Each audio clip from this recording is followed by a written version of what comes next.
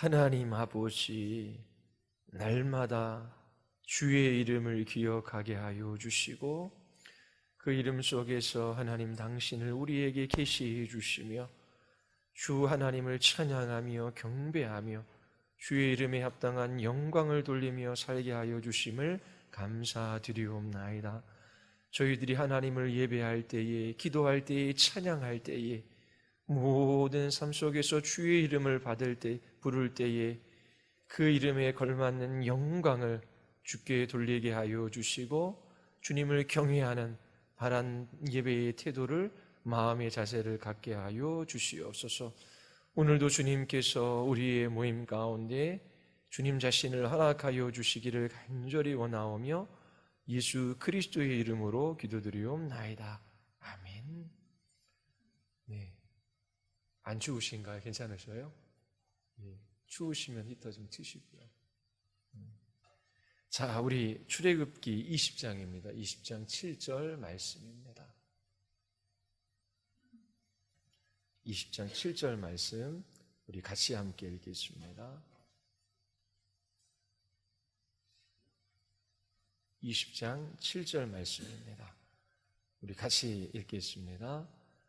너는 내 하나님 여호와의 이름을 망령되게 부르지 말라. 여호와는 그의 이름을 망령되게 부르는 자를 죄 없다 하지 아니하리라. 아멘. 자, 1계명 기억하시지요? 너는 나 외에는 다른 신들을 내게 두지 말라. 하나님께서 말씀하셨습니다.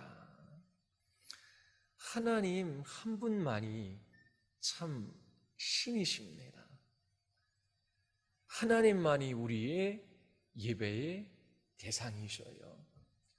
오직 하나님 한 분 기뻐하며 하나님 한 분 사랑하며 하나님 한 분 의지하며 살아가는 것이 마땅합니다.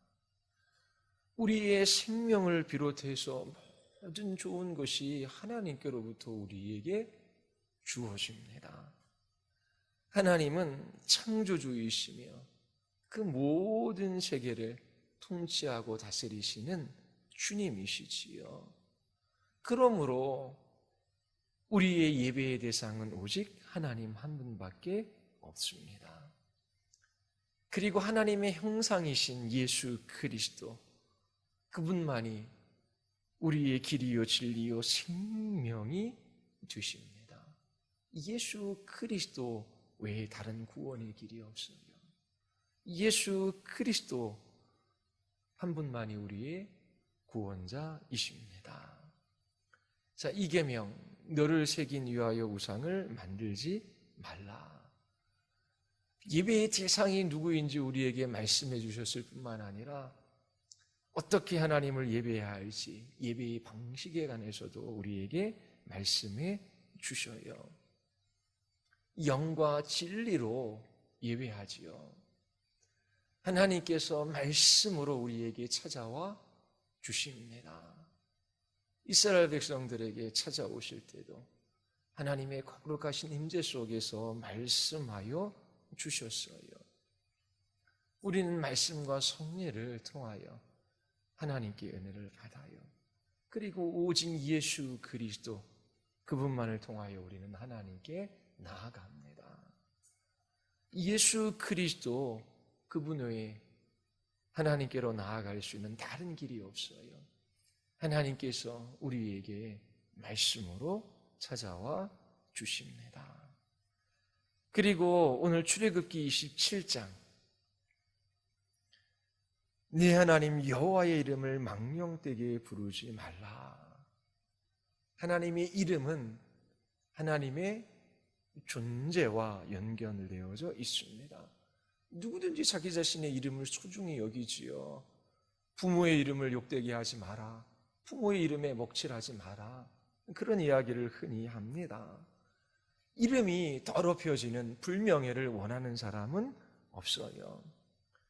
국가의 중대사가 있을 때에 대학 교수들이 시국 선언문을 그렇게 낭독하고 그 선언에 참여하는 교수의 이름을 올립니다. 그런데 누군가 그 이름을 도용한다면 명예훼손죄로 고소할 수 있어요. 그 사람의 이름이 그 사람을 나타내기 때문에 그래요. 그래서 시국 선언문에 자기 자신의 이름을 올릴 때에는 전적으로 자기 자신의 모든 것을 걸고 이것에 동의한다라고 하는 그러한 의지의 표명이 들어 있는 것이지요. 이처럼 이름은 그 사람의 존재와 관계되어져 있고 누구든지 자기 자신의 이름이 불명예스럽게 되기를 원하지 않아요. 명예스럽게 되기를 원하죠. 그러면 이 세상에서 가장 큰 명예와 영광을 돌릴 이름이 있다면 하나님 한 분밖에 없는 것이지요.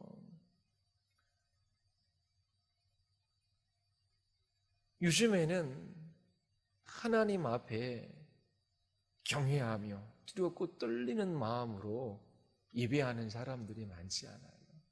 기도도 기도하는 것에 관심이 있지 그 기도를 들으시는 하나님이 누구이신지를 생각하며 그 하나님 앞에 두렵고 떨리는 마음으로 기도하는 것이 없어요. 찬양도 마찬가지예요. 우리의 찬양을 들으시는, 우리가 찬양하는 그 대상이신 하나님이 어떠한 분이신지를 기억하며 그 하나님을 찬양하기보다 습관적으로 아무런 생각 없이 그리고 자기 자신의 마음에 와닿는 가락만 좋아하며 그렇게 찬양하는 사람이 있어요. 하나님은 자기 자신을 충족시켜 주시는 분, 자기 자신을 도와주시는 도우미 정도로 여기는 사람들이 있지요. 하나님을 예배할 때에 그 예배의 태도가 바르지 못한 사람들이 있습니다. 하나님을 예배하기 위하여 예배의 자리에 나와요. 예배 시간에 늦는 것도 바른 태도가 아니지요. 그 마음으로부터 예배를 준비하지 않은 것도 바른 태도가 아니에요. 찬양과 기도와 헌금과 그 모든 말씀을 근거로 한 예배의 순서에 예배 가운데 임재하시는 그 하나님을 생각하며 하나님을 예배해야 마땅하지요. 하나님께 돌려야 할 그 영광과 그 이름에 걸맞는 그 존귀함이 있습니다. 하나님의 이름은 가볍게 사용되어질 수 있는 이름이 아니에요. 예전에 부모의 이름도 함부로 부르지 않았잖아요. 부모의 이름이 무슨 자, 무슨 자, 무슨 자입니다. 그렇게 자녀들에게 가르칩니다. 부모의 이름도 함부로 부르지 않은데 하나님의 이름은 어떠하겠습니까? 이스라엘 사람들은 하나님의 이름을 부르는 것을 두려워했어요. 그래서 그 이름 그대로 잘 부르지 못했지요. 그래서 아도나이, 번역하면 주님이라고 그냥 불렀습니다. 왜냐하면 하나님의 이름을 부르는 것이 불경한 죄라고 생각했기 때문에 그래요. 그런데 성경은 우리에게 여호와의 이름을 부르라라고 합니다. 그 이름을 찾으라 그래요. 그런데 그 하나님의 이름에 걸맞는 그 영광과 그 이름에 걸맞는 존귀와 그 이름에 걸맞는 영예를 하나님께 돌리고 있는가? 그렇게 생각하며 그 이름 앞에 서야 하는 것입니다. 성경에서 이름이 갖는 의미가 있어요. 이름은 그 사람의 존재를 나타냅니다. 히브리 사람들은 이름을 통하여 그 사람이 어디서 왔는지 어떤 존재인지 그 사람에게 주어진 사명이 무엇인지를 표현했어요. 히브리 전통에 있어서 이름에 강한 의미를 부여한 것이지요. 우리나라도 이름을 지어줄 때에 가볍게 지어주지 않아요. 이름에 의미를 부여하지요. 그리고 그 이름에 소망을 싣습니다. 이름에 의미를 부여하는 거예요. 그리고 이름을 계명하는 사람이 있습니다. 왜냐하면 자기 자신의 이름에 아무런 의미도 들어가 있지 않고 또 사람들이 부르기에 아름답지 못한 이름이기 때문에 계명하는 것이지요. 하나님께서 사람을 지으시고 아담이라고 부르셨어요.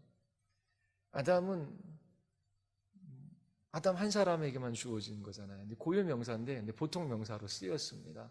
왜냐하면 인류를 대표하는 보편 존재이기 때문에 그래요. 그래서 아담이라고 부르셨어요. 이 아담이 어디에서부터 왔는지 그걸 우리에게 알려주지요. 흙이라는 말에서 이 아담이라는 이름이 지어진 것입니다. 그래서 아담이라는 이름 속에는 사람이 흙 속에서 나온 존재다라고 하는 뜻이 담겨져 있어요. 자, 흙은 부서지기 쉬워요. 그리고 바람이 불면 쉽게 날아가요. 연약하지요. 돌은 단단합니다. 바위는 굳세요. 이 흙은 연약하고 부서지기 쉬운 성질을 가지고 있어요.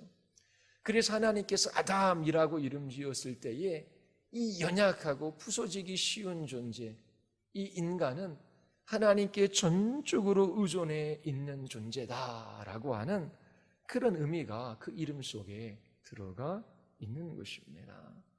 이사야서 40장 6절에 모든 육체는 풀이요라고 말해요. 히브리어로 바사르라고 하는 단어입니다. 이 바사르라고 하는 말은 호흡이 그 코에서 일시적이다라고 하는 그런 의미를 가지고 있어요. 그래서 이 인간을 육체라고 말할 때는 일시적인 존재라고 하는 의미를 가지고 있는 것입니다. 이처럼 인간은 그의 이름이 지어질 때에 인간이라고, 사람이라고, 아담이라고 부를 때에 연약하고 일시적인 존재다라고 하는 것이 그 이름 안에는 들어가 있는 것입니다. 따라서 인간은 처음부터 연약하고 일시적인 존재이기에 전적으로 하나님 한 분만 의지하며 살아가도록 지음받았다라고 하는 의미가 그 속에 들어가 있는 것입니다. 하와의 이름에도 의미가 있지요. 어떤 의미죠? 산자의 어미라고 하는 뜻을 가지고 있습니다. 하와를 통하여 후손이 나와요.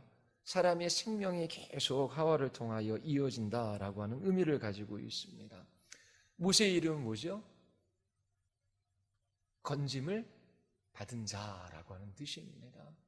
자기 자신이 물에서 건짐을 받았어요. 뿐만 아니라 그는 하나님께로부터 보냄을 받아 이스라엘 백성들을 종되었던 애굽 땅에서 건져낼 자이지요. 그리고 예수님이라고 하는 그 이름 속에서도 의미가 있어요. 구원자라고 하는 것입니다. 이처럼 그 이름 속에 그 사람이 살아갈 그 삶의 본질이 들어가 있는 것입니다. 그래서 그 이름과 그 존재는 뗄래야 뗄 수 없는 관계이지요. 그러나 모든 이름이 반드시 그 사람의 존재를 완전히 드러내는 것은 아닙니다. 어떤 경우에는 그냥 이름 붙여 부르는 경우도 있어요. 특별한 의미 없이요. 부르기 쉽게. 여호수아와 갈렙이 가나안 땅을 정복합니다. 갈렙이라고 하는 그 이름의 의미가 무엇인지 아십니까? 개입니다. 개. 그러면 갈렙이 개 같은 삶을 살았습니까? 아니지요. 그냥 부르기 쉽게 그렇게 붙여진 이름도 있어요. 그래서 반드시 그 사람의 이름과 인격이 동일시되는 것은 아닙니다. 하지만 대개 성경에서 이름을 부를 때에 그 이름은 그 사람의 본질을 드러내요. 그 사람의 사람됨, 그 사람의 존재와 깊은 관계가 있는 것입니다. 이처럼 히브리 사람들은 이름이 그 사람이 어떤 존재인지 그리고 무엇을 할 것인지와 깊은 관련이 있어요. 그렇기 때문에 성경에 보면 하나님께서 그리고 예수님께서 사람의 이름을 바꿔주시는 일이 있으셔요. 그 이름을 통하여 그 사람이 해야 할 일, 그 사명, 그것이 무엇인지를 그 이름에 담아서 주십니다. 아브라함이 아브라함이 됐지요. 아브라함의 의미는 온 민족의 아버지라고 하는 뜻입니다. 그리고 야곱은 이스라엘이 됐어요. 하나님과 겨루어 이긴 자라고 하는 뜻을 가지고 있지요. 이처럼 하나님을 만난 사건을 계기로 그 사람의 존재 자체가 일생이 바뀌게 되었다라고 하는 그런 의미가 담긴 것입니다. 시몬은 베드로, 게바라 불리게 돼요. 베드로는 반석이라고 하는 그런 뜻을 가지고 있습니다. 앞으로 베드로가 어떤 존재가 되어질지, 그리고 앞으로 베드로가 어떤 일을 해야 할지 그 이름 속에 주님께서 나타내어 보여주신 것입니다. 이처럼 하나님을 만나는 사건을 통해서 그 사람의 존재가 변화되어지고, 그리고 그 사람에게 사명이 부여되어지는 그 일이 있어요. 그래서 그 이름은 그 사람의 존재, 그 사람의 사명과 밀접한 관련이 있습니다. 하나님도 하나님 자신이 누구이신지 그 이름에 그 하나님 자신을 계시해 주셨어요. 그래서 우리는 하나님의 이름을 통하여 하나님이 어떠한 분이신지를 알 수 있는 것이지요. 출애굽기 6장에 보면 하나님이 모세에게 말씀하여 이르시되 나는 여호와이니라. 아브라함과 이삭과 야곱에게 전능히 하나님으로 나타났으나 나의 이름을 여호와로 그들에게 알리지 아니하였고, 창세기 17장 1절에 보면 99세 때에 여호와께서 아브라함에게 나타나셔요. 그에게 이르시는 말씀이 있습니다. 나는 전능한 하나님이라. 이 전능한 하나님이라고 하는 것은 히브리어로 엘샤다이지요. 이 엘샤다이라고 하는 이름 속에 그 크신 능력으로 이 세상을 창조하시고 창조하신 세상을 보살피시고 또 만물에게 복 주시는 하나님이라고 하는 그런 의미가 담겨져 있습니다. 하나님께서 아브라함에게 나는 창조주이다. 너희는 아이를 낳을 수 없는 몸이지만 창조주인 내가 그 큰 능력으로 너에게 새 생명을 줄 수 있다라고 하는 것이지요. 내가 너를 보살피고 너를 복주는 엘샤다이, 전능하신 하나님이다라고 하는 것을 그 이름을 통해서 알려주신 것입니다. 또 이스라엘 백성들이 출애굽할 때 하나님께서 모세를 통하여 하나님 자신의 이름을 알려주십니다. 여호와라고 하는 이름이지요.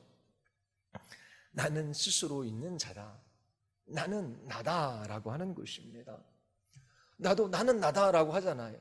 근데 하나님이 나는 나이다, 나는 스스로 있는 자이다 라고 하는 것과 나는 나다라고 하는 것은 달라요. 나라고 하는 존재는 의존된 존재예요. 부모가 없이는 우리가 존재할 수 없어요. 뿐만 아니라 우리는 이 세상에서 살아갈 때에 홀로 독립적으로 살아갈 수 있는 존재가 아니라 자연과 함께 또 사람들과 함께 더불어 살아갈 수밖에 없는 존재예요. 그래서 우리는 스스로 있는 자도 아니고 독립적인 존재도 아니고 스스로의 힘으로 살아갈 수 있는 사람도 아니에요. 그런데 하나님은 나는 나이다 라고 말씀하실 때에 하나님은 스스로 계신 분, 그 무엇에도 의존하지 아니하시고 독립적으로 존재하시는 분이라고 하는 의미가 있는 것이지요. 과거에도 있었고 지금도 계시고 앞으로도 계실, 언제나 항상 계시는 그 하나님. 그런데 그 하나님이 어떻게 해요? 인간들에게 찾아오셔서 언약을 맺어 주십니다. 여호와라는 이름을 가진 하나님께서 인간을 찾아오셔서 하나님 자신을 알려주시는데 언약을 맺으신 하나님이시다라고 하는 것입니다. 그래서 그 여호와라고 하는 이름 속에는 스스로 계신 절대자, 언제나 항상 계셨던 그 하나님이 사람들에게 찾아오셔서 언약을 맺으시고 그 언약을 신실하게 이 역사 가운데 지키시는 분이시다라고 하는 그런 의미를 가지고 있는 것입니다. 언제나 항상 스스로 계신 하나님, 그 하나님께서 고통받는 이스라엘 백성들에게 찾아오셔서 그 조상들에게 하신 약속을 지키시는 하나님이시다라고 하는 것을 알려주신 것이지요. 그런데 이 하나님의 이름을 함부로 부르는 경우가 있습니다. 하나님의 여주 너의 하나님 여호와 하나님의 이름을 망령되게 부르지 말라. 이 망령되다라고 하는 이 망령이라는 단어는 현대에 잘 사용하지를 않아요. 저도 어렸을 때 망령난 노인이다 그런 이야기를 할머니 입에서 나오는 얘기를 들었지, 지금은 그런 표현 잘 안 쓰잖아요. 정신이 오락가락하는 그 노인을 향해서 망령된 노인이다 그렇게 썼던 것을 기억합니다. 그런데 이 망령이라고 하는 이 단어를 현대어로 바꾸면 함부로 그리고 오용되게라고 이렇게 바꿀 수 있어요. 그러니까 제3게 하면 하나님의 이름을 함부로 사용하지 말아라, 하나님의 이름을 오용하지 말아라 라고 하는 그런 의미입니다. 하나님의 이름을 오용하는 경우가, 하나님의 이름을 함부로 사용하는 경우가 성경에 나와 있어요.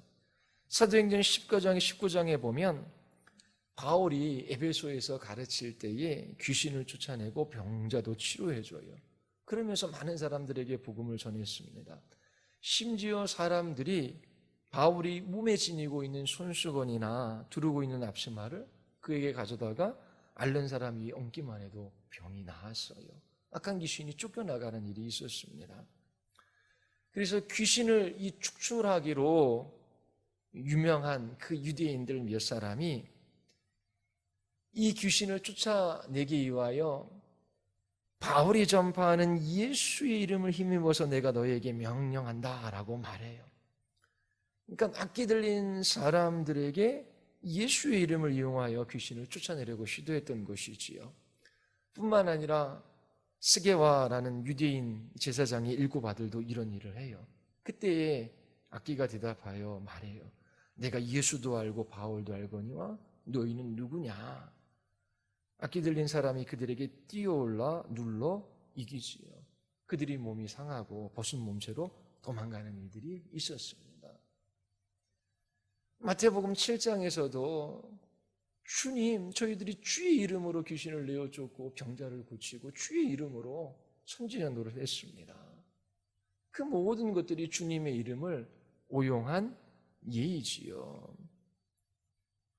주술적으로 자기 자신이 어떤 이익을 얻기 위하여 주님의 이름을 그렇게 사용한 것입니다. 그리고 레위기 24장에 보면은 어머니가 이스라엘 여인이요 아버지가 애굽 사람인 어떤 사람이 이스라엘 사람과 싸우다가 여호와의 이름을 모독하고 저주하는 사건이 있었어요. 그때에 주님께서 모세에게 말씀하시지요.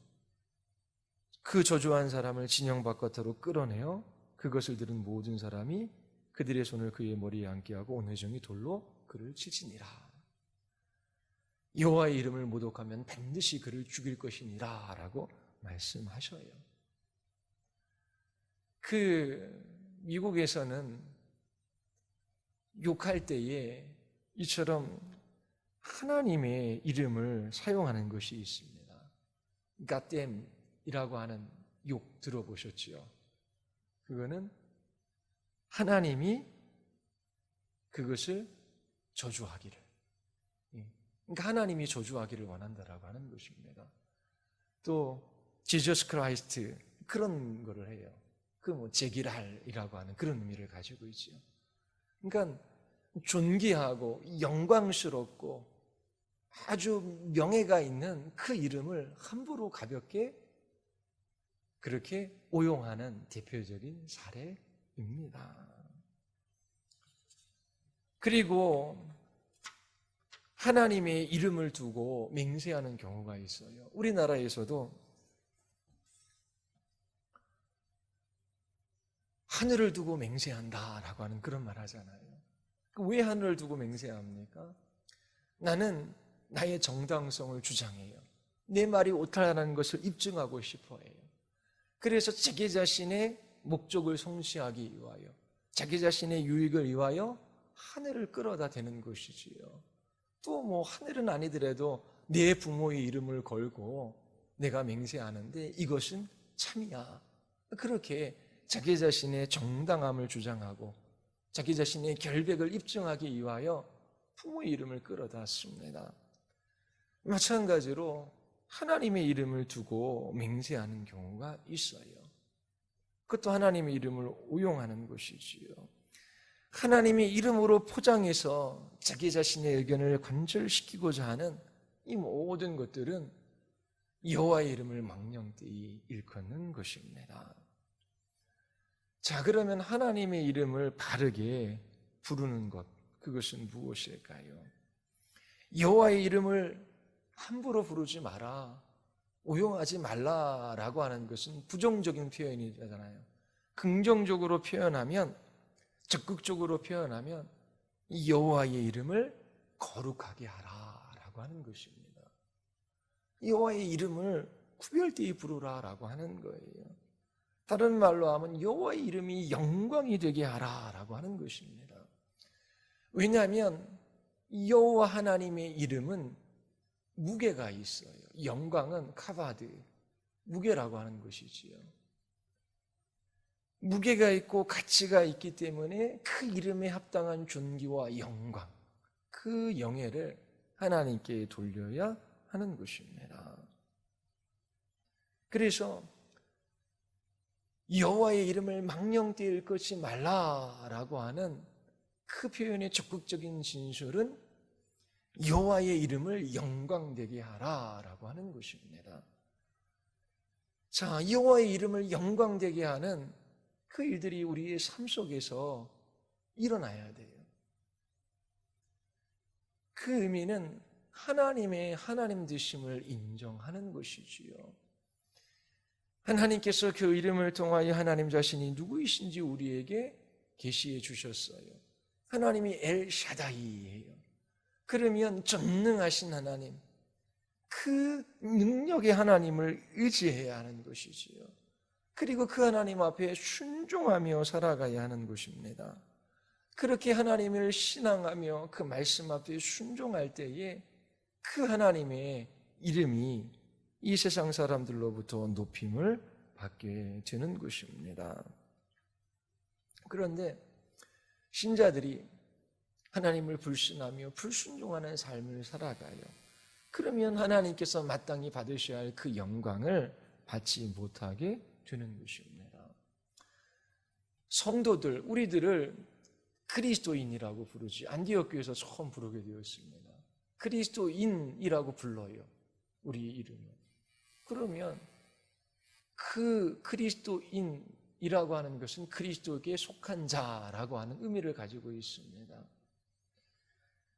그런데 우리가 그릇되게 행동하거나 아니면 잘못 말하거나 거짓되이 말한다면 그리스도의 이름을 망령되게 일컫는 일이 되는 것이지요.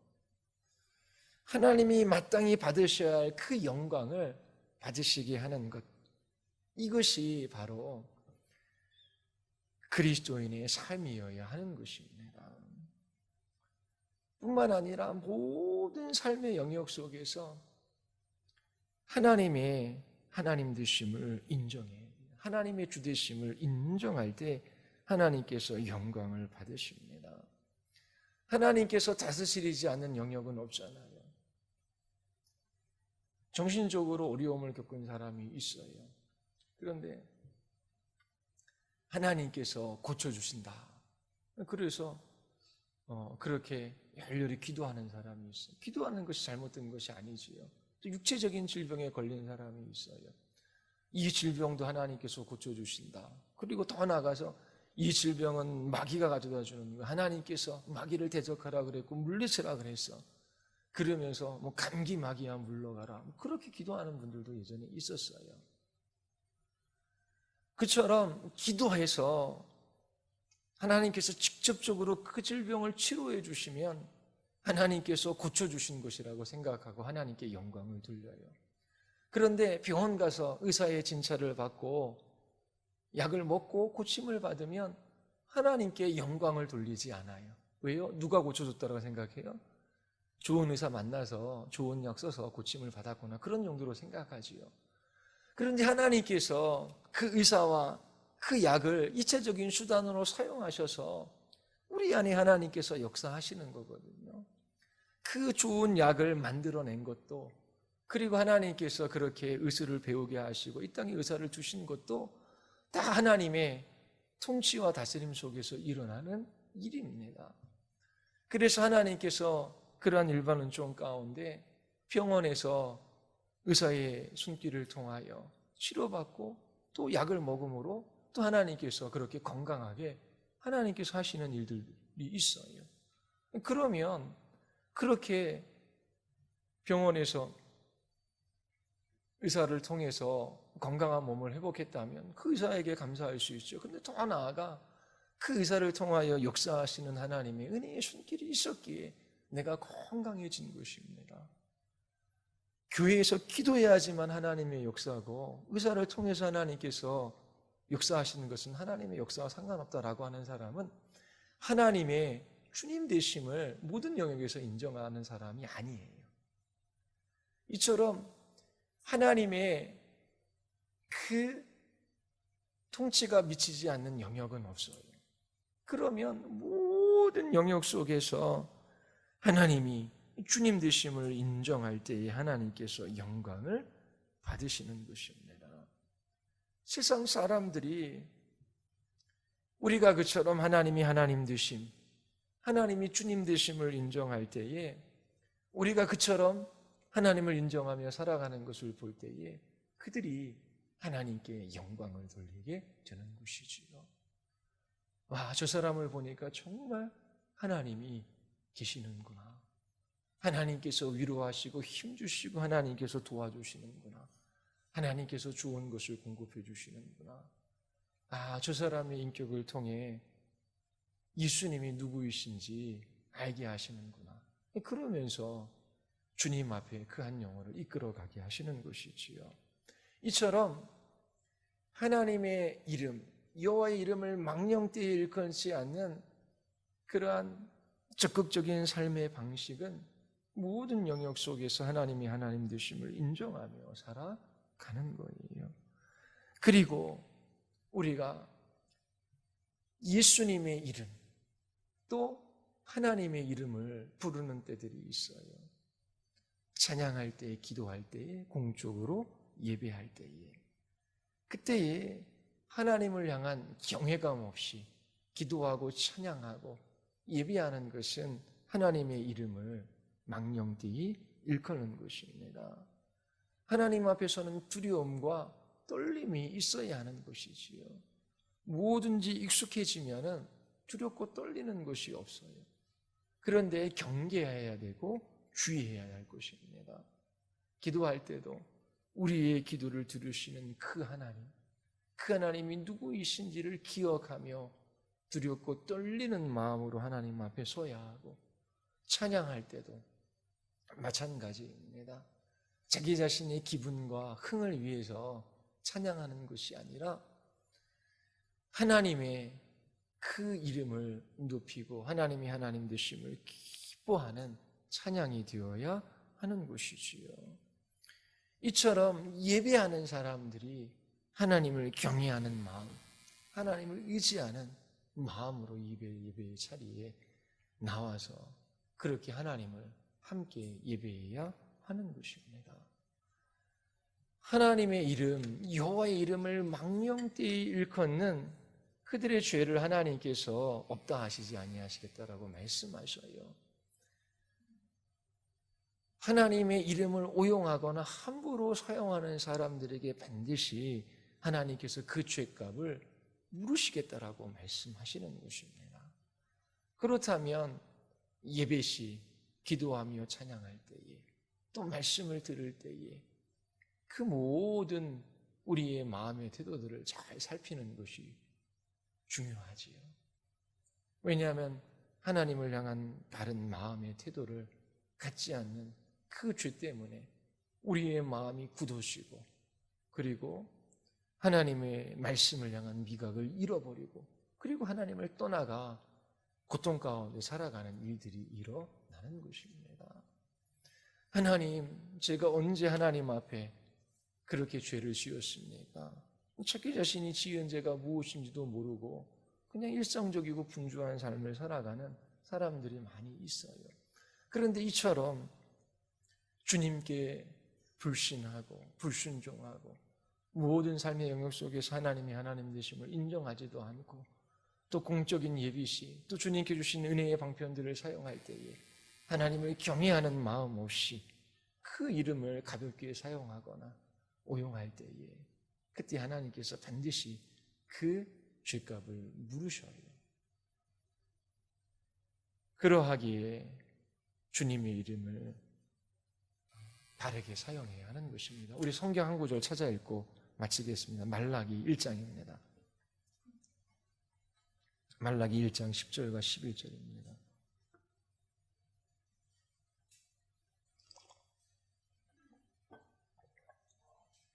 우리 같이 함께 읽겠습니다. 말라기 1장 10절과 11절. 우리 다 같이 시작. 만군의 여호와가 이르노라. 너희가 내 제단 위에 헛되이 불사르지 못하게 하기 위하여 너희 중에 성전문을 닫을 자가 있었으면 좋겠도다. 내가 너희를 기뻐하지 아니하며 너희가 손으로 드리는 것을 받지도 아니하리라. 만군의 여호와가 이르노라. 해 뜨는 곳에서부터 해 지는 곳까지의 이방 민족 중에서 네 이름이 크게 될 것이라. 각처에서 네 이름을 위하여 분향하며 깨끗한 제물을 드리리니 이는 내 이름이 이방 중에서 크게 될 것임이니라. 자, 오늘날 이 예배당이 성전은 아니지요. 그런데 우리는 함께 모여 하나님을 예배해요. 신약의 버전으로 이야기하자면 이 구약에서 제단 위에 헛되이 불사르지 못하게 하라. 교회 와서 예배하지 못하게 예배당 문을 닫아버려라. 내가 너희를 기뻐하지도 아니한다. 너희가 무엇을 나에게 드린다라고 하는데 그것이 나에게 무슨 소용이 있느냐, 그렇게 말씀하시는 거예요. 왜요? 그들에게 형식은 있어요. 제도는 남아 있습니다. 그러나 그 형식을 담아내는 그 본질이 빠진 것입니다. 하나님을 경외하는 것, 하나님을 사랑하는 것, 하나님을 의지하는 것, 하나님을 아는 그 지식 안에서 하나님을 바르게 예배하지 않는 것이지요. 그들의 예배의 행위, 그것을 수단으로 사용하여 하나님께 무엇을 드림으로 좋은 것을 받아보려고 하는 그러한 일들. 하나님 자신이 우리의 필요를 치워주시고 우리를 도와주시는 분 정도로 그렇게 여기는 그 일들을 한 것입니다. 그런데 하나님께서 이방 중에서 네 이름이 크게 될 것이라. 네 이름을 위하여 분향하며 깨끗한 제물을 드리리니 이는 네 이름이 이방 민족 중에서 크게 될 것임이라. 자, 하나님의 이름, 이 여호와의 이름을 위하여 하나님께서 그 아들 예수 그리스도를 십자가에 내어 주셨어요. 예수 그리스도 안에서 이 모든 것이 성취된 것입니다. 예수 그리스도, 그분의 이름을 통하여 우리는 거룩하신 하나님 앞에 설 수 있어요. 길이요 진리요 생명이신 예수 그리스도, 그분이 하나님의 이름을 우리에게 계시해 주셨어요. 예수 그리스도 그분을 통하여 우리는 하나님을 알 수가 있습니다. 이처럼 예수 그리스도 그분을 통하여 하나님이 어떠한 분이신지를 알고, 그리고 알게 하셔서 하나님께서 그 이름을 영광스럽게 하고 모든 민족 중에서 크게 하실 것이라 말씀하십니다. 여러분들이 이처럼 예수 그리스도 그분으로 말미암아 여러분들의 모든 삶의 자리 속에서 하나님이 하나님 되심을 인정하십시오.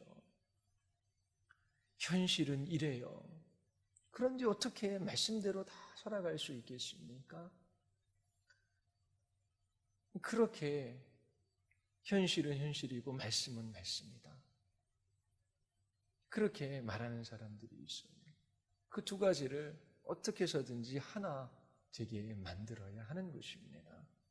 하나님과 이 세상이 분리되어 있지 않아요. 신앙생활하는 것과 이 세상에서 살아가는 것이 분리되어 있지 않아요. 그 모든 삶 속에서 여러분들이 하나님의 하나님 되심을, 하나님의 주권을 인정하며 주의 이름을 모든 삶 속에서 높이시기를 바랍니다. 그리고 하나님을 경외하며 그 하나님을 사랑하고 의지하는 마음으로 기도의 자리, 찬양의 자리, 예배의 자리에 서십시오. 그 사람을 통해서 하나님께서 복을 주시겠다라고 약속하셨습니다. 여러분들이 이처럼 주님의 계명에 순종함으로 여러분들이 하나님의 백성임을 드러내고 또 복 주시는 하나님을 찬양하며 경배할 수 있게 되기를 바랍니다. 우리 이 시간 기도하겠습니다. 우리 이 시간 같이 한번 기도할 때에 하나님, 모든 것들이 다 지나갑니다. 좋은 것도 잠시 우리에게 기쁨을 줄 뿐이고 또 좋지 않은 것도 잠시 우리의 마음을 상하게 합니다. 그리스도 안에 있는 우리들에게 좋은 것이나 좋지 않은 것이나 모든 것들을 사용하셔서 우리 유익을 위하여 주께서 그 모든 것들을 사용하시겠다라고 말씀하여 주셨습니다. 하나님, 저희들이 오직 하나님 한 분 예배하게 하시고 말씀으로 찾아오신 하나님 갈망하게 하시고 주의 이름을 힘입어 하나님 앞에 나아가게 하시며 저희들이 그 하나님의 이름에 걸맞는 영광을 모든 삶의 자리에서 돌리게 하여 주시옵소서. 우리 같이 한번 우리 하나님 앞에